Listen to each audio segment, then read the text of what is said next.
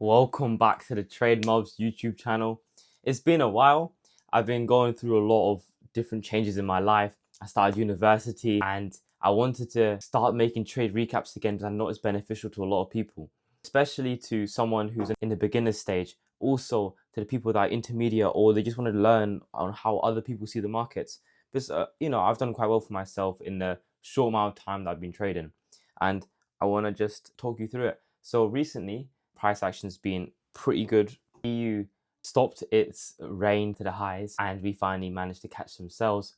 It's been a long year of just DXY dropping to the floor. So we had to renegotiate our offer with the bias and find our way through it. It has been kind of challenging with all these US stuff. So I'm going to talk through the trades that have got me to this point.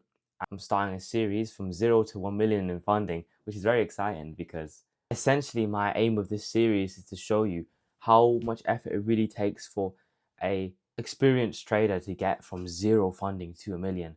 And this episode is going to be showing you from 0 to 250k, which is a quarter of a mil, which I passed in 2 weeks, which is quite insane. But when the expansion moves happen, you better be on the right side of the markets and catching them all. So yeah, I'll start then. Starting off with the EU monthly chart, as you can see, we've been plastering up to the upside, coming out of this higher time frame, a monthly fair value gap. I always like to start on the monthly time frame to really show you what's going on behind the scenes.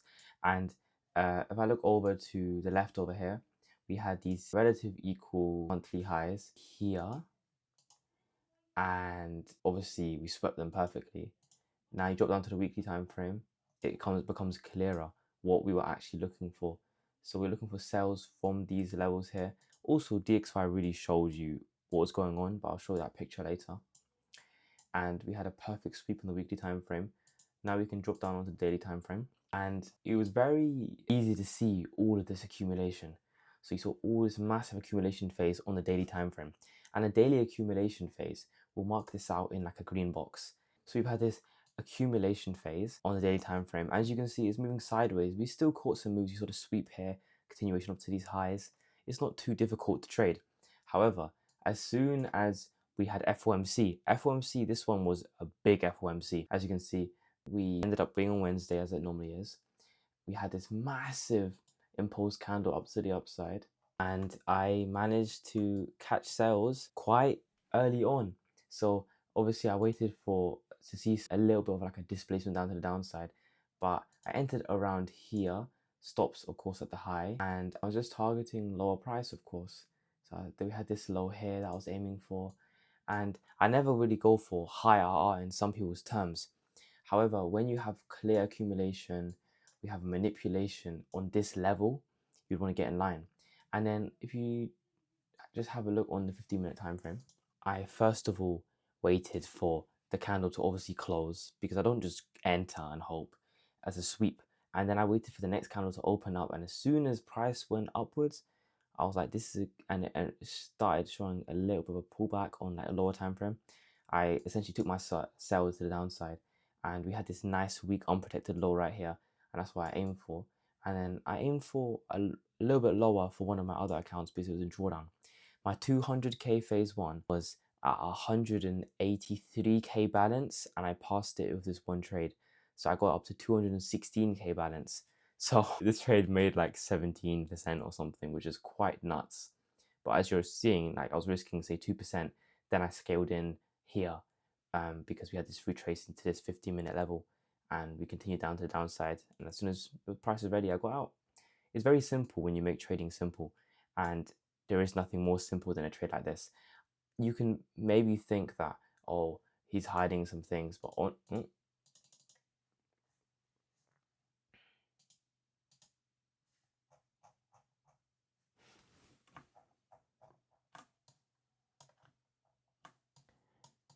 but yeah, to be fair though, if you were like uneasy about the news manipulation move, then there was this nice H4 fair value area right here, especially including the fact that it was an order block from the news candle, and we respected it nicely for a nice sell to the downside as well, targeting just lower price in general. You could have done a nice intraday move, because when I'm trading the H4 point of interest, I dropped onto the 15-minute time frame. due to the fact that they are aligned timeframes. It's very important to align your timeframes because everyone who trades ICT or SMC, they all have this one thing in common. They always do the 4 hour to the 15 minute to the 1 minute. But I don't enter on the 1 minute because there's too much chop. And sure, you may say skill issue, but I'm profitable, so I don't really care. See, even so, on the 15-minute time frame, it looks like we invalidated the 4-hour FEG. However, it was just a minor move to the upside, and we still respected the highs anyway. And then if you took a normal sell with like stop loss around up here or something, around here, then you could be targeting previous week low, which was, this trade went on for ages. You could have ended up here. Depends on what you were looking for really, but I got out because I wasn't being greedy. There's always like an intraday maneuver you can capture off the large expansion moves. However, I don't like doing that sometimes because I like catching the main bulk of the move, because then you're not caught in the chop.